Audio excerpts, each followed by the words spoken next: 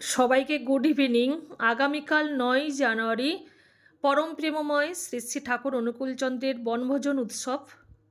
তাই কাকদ্বীপ সৎসঙ্গ বিহারের পক্ষ থেকে বনভোজন উৎসব হবে এবছর করঞ্জলিতে। তাই সব মায়েরা এই যে সবজি কাটতে চলে এসেছে। এপাশে প্যান্ডেলের কাজ চলছে, ফুলের কাজ চলছে। কুলপি এবং করঞ্জলির আশেপাশে সমস্ত দাদা মায়েদের কাছে অনুরোধ, সবাই আসুন আমাদের এই সৎসঙ্গে। সৎসঙ্গ শুরু হবে সকাল 11টায়, তারপরেই আনন্দবাজার আছে। এই বনভোজন উৎসবটি অনুষ্ঠিত হচ্ছে করঞ্জলিতে।